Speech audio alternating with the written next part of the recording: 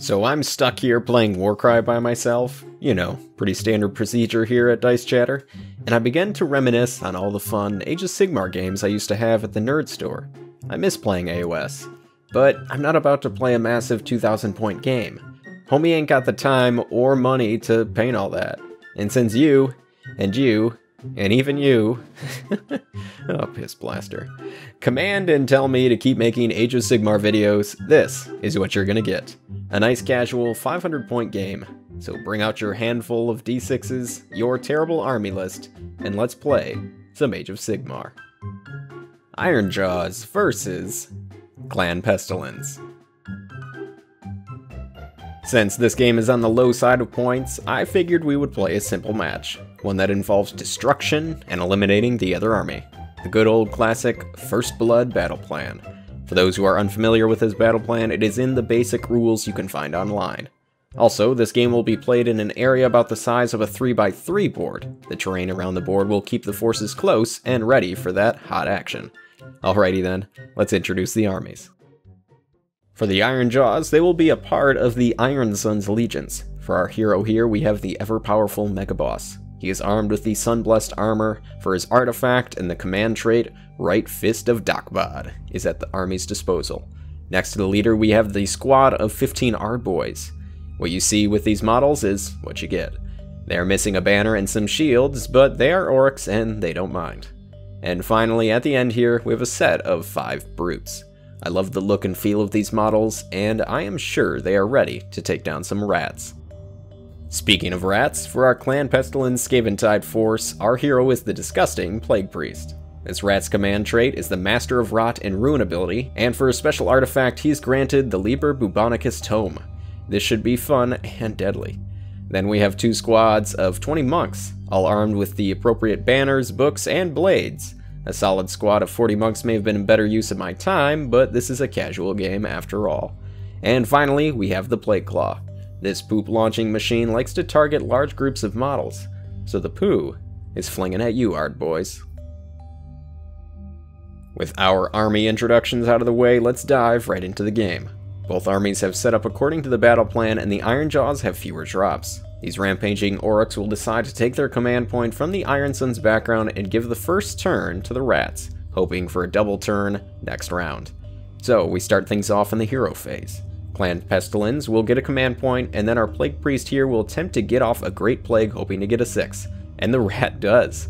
The priest will choose the Never Plague, which gives rerolls to prayer rolls for the rest of the game. After the chants from the Rat Clan, we jump over to the movement phase. With all of these models on the table, we will start to speed up our footage here, because the movement phase can take a minute.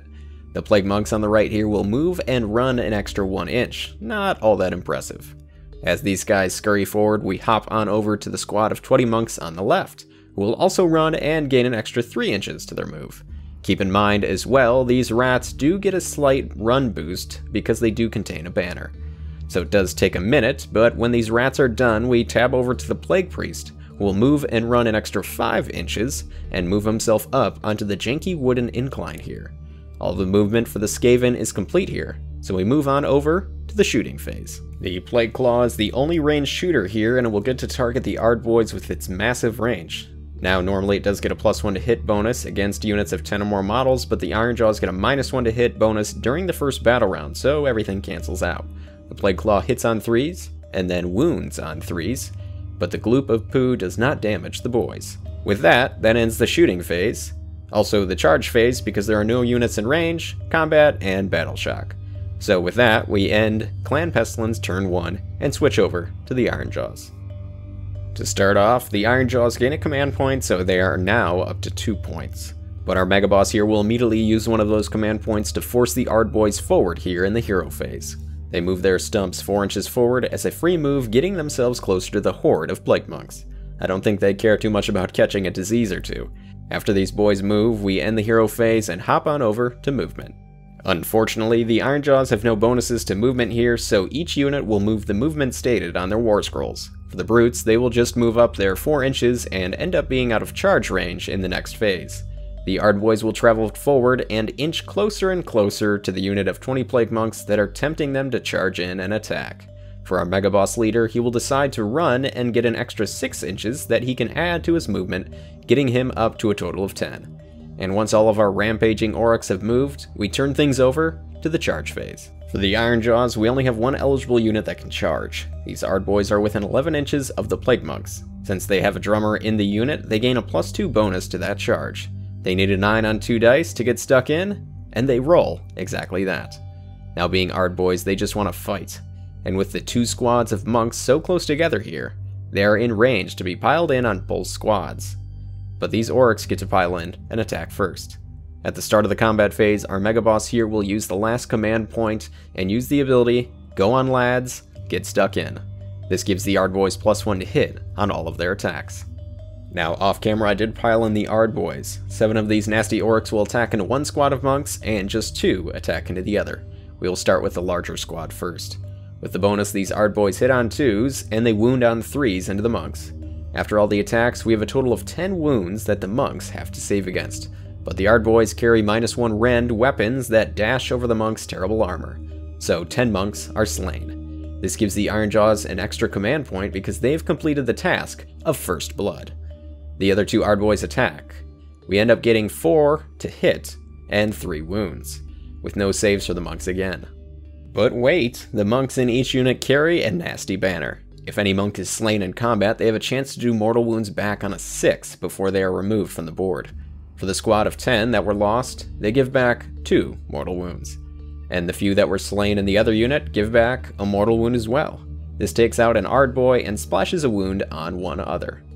After I somehow managed to remove all these models, this ends the combat for the orcs, and we move on over to the rats. Once again, I piled in off camera for the larger unit of monks. With this unit of monks, they attack into the Ardboys with 10 models. This means 20 attacks. Hitting on 4s because the Ironjawz give off a -1 to hit in the first battle round, and then 4s to wound, and 6s are 2 wounds. After all the rolls, we get 7 total wounds. The Ardboys get a 4-up save, and they only take a whopping 2 wounds. But the other squad of monks will attack in as well. They also have 10 models attacking, so once again 4s, and then 4s. And the Ardboys must save against 7 wounds once again, but this time they take 5 more wounds, going down another 3 Ardboys. That was a decent swing back from some Plague Monks on the rails. Now at the end of our combat phase, our Plague Priest is within 3 inches of some Ardboys and will use the Poisonous Fumes ability. On a 4-up, the squad will take a mortal wound, and on a 6, D3 mortal wounds. And with a 5, one of the Ardboys will be taking a wound. That will end combat for the round. After all the models have been removed, we go onto the Battle Shock phase. The Ardboys lost 5 models total, and with the bonus from their banner and having 10 models in the unit, their bravery is at a 9. On a die roll of a 1, no one runs away. One squad of monks lost 3 models not needing to make a Battle Shock test, and the other squad lost 10. The Plague Priest nearby will use their command point to have them save and not flee. This will end Battle Round 1. Round 2 begins with a roll-off. Ironjawz will be the blue die, Skaven the black, and they are breaking ties. And it looks like the Ironjawz have won the roll-off. They will take the double turn, so we begin the hero phase. The Ironjawz get a command point, bringing them up to 2, and the general will immediately spend one of those command points on the Ardboys. He will use the ability Mighty Destroyers, which allows them to pile in and attack for free in the hero phase. So we have 7 Ardboys attacking into the squad of 10 monks. They hit on 3s here, and then wound on 3s. After all the die rolls, we have exactly 10 wounds that the monks, unfortunately, cannot save against. But they still have that banner and can have a chance to send some mortal wounds back. And on 6s, they send back 2 wounds, at least taking down an Ardboy as well. And to finish off this hero phase fighting, we still have 2 more Ardboys attacking into the other unit of Plague Monks. After all the hit and wound rolls, the boys take out 3 rats, and they retaliate back for 1 mortal wound, finishing off another damaged orruk. So, that was the hero phase, and we turn things over to movement. A simple movement phase here, both the general and the unit of brutes will just move up to their max 4 inches. Both of these units are now in charge range of the monks, and we shall see what comes of that. For the brutes, after all their bonuses, they need 9 to get them into combat, and a 7 on the 2 dice are not enough. For our Mega Boss, he needs a 6 or better, and the 7 definitely gets him into range of those pesky rats. After we move this terrifying beast into the monks, we start some combat once again. Off camera, I piled in the Ardboys, and they will strike first. 4 models are able to swing their blades and hammers in. As we know by now, they hit on 3s, wound on 3s, and 5 unsavable damage goes through to the monks. They retaliate as per usual, and with their filth, the Art Boys take no damage. So we have removed the monks, and they will decide to attack everyone into the Art Boys. They assume they are not long for this world and want to take down as many models as they can. So these monks hit on 3s and then wound on 4s. Keep in mind 6s are special. At the end of the rolls we have 9 saves for the Art Boys. On a 4-up, they only managed to save 3 of those wounds, losing 3 more Art Boys to the Pestilens weapons. Now you can see that I removed the Art Boys from this area.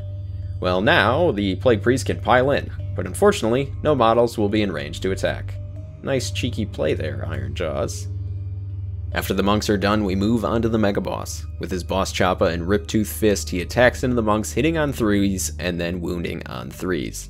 6 wounds slam in through the monks after all the rolling. And for Mortal Wound Retaliation, the Mega Boss takes 2 damage as well. And since our Mega Boss took out some models here, he gains a bonus to his wounds and attack characteristic. So that is quite spicy. This will end combat for the Ironjaw's turn.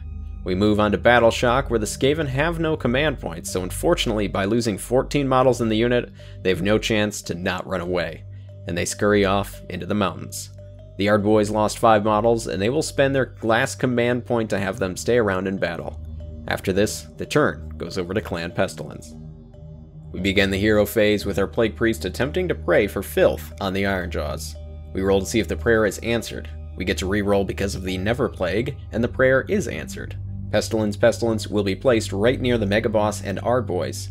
On a 4-up, the Mega Boss takes D3 damage, which he takes 2 points of damage. Same goes to the Art Boys, and they take 3 points of damage. Now don't forget the Priest can cast another prayer this turn as well because of its artifact. The Priest will roll once again and is successful casting the Pestilence prayer once again. Against the Mega Boss, no damage is taken. For the Art Boys though, they take another mortal wound, and that takes out the already damaged Art Boy. Not a bad hero phase for the Skaven. Now we move on over to movement, where our Priest will just retreat back a bit off the rock, but still be in range to charge if the rat so decides. After this, we tab right on over to the shooting phase. This Plague Claw has a big shot and is going to target the Art Boys once again, hitting on 3s and then wounding on 3s. This attack is -2 against the Art Boys. They need a 6 here, and a 5 is not good enough. That means D6 damage, and they take a whopping 5 damage, almost wiping out the unit. We move on to the charge phase, where the Plague Priest feels it has the opportunity to take out the Art Boys. It needs a 7 for a successful charge, and fails on a 5. This skips things over to the Battle Shock phase, where the Art Boys lost 4 models. They also have a -1 bravery because of the Plague Claw attack. If they roll a 1 here, the unit does not flee, and unfortunately for them, they have left the game. This ends Battle Round 2. There are very few units left on the board, and as of now the Ironjawz are holding a minor victory, but they are far away from the action with no ranged attacks. This leads us to a roll-off. To see who goes next. The Ironjawz will be the blue die, Skaven the black, and the Ironjawz are breaking ties. And it looks like the orruks will be going first to start off the 3rd battle round. As always, the Ironjawz gain a command point and they will immediately spend it once again. The brutes are in range for a little boost to their movement. Once again, the Mega Boss will use the Go On Lads Get Stuck In ability, and this pack of orruks gets a free move in the hero phase. After this, we move things over to the actual movement phase.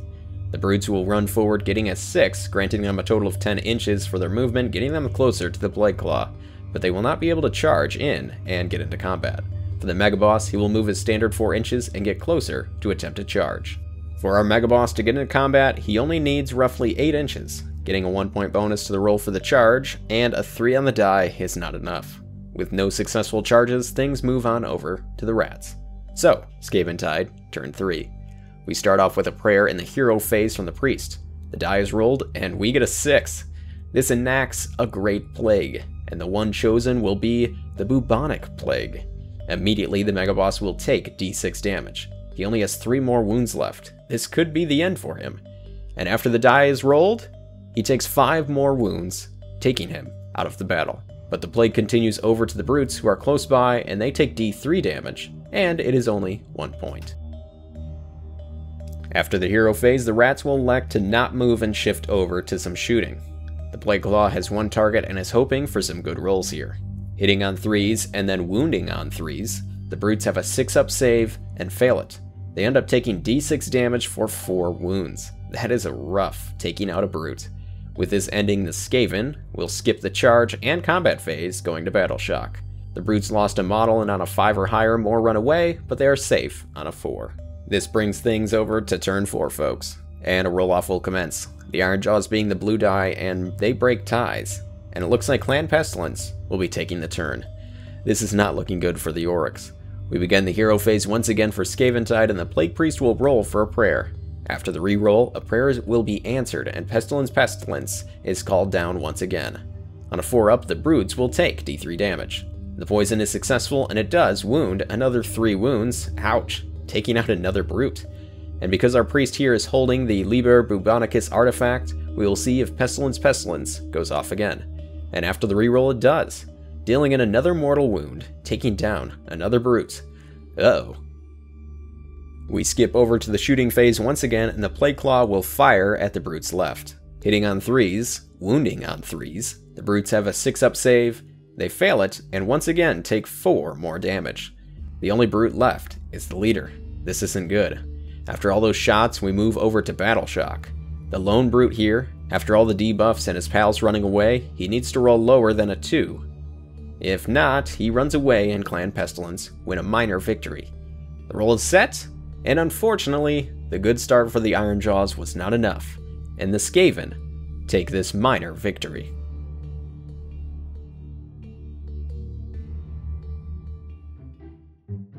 I honestly thought the Ironjawz were just going to rampage over those monks and then run on back to the priest and tear him down too.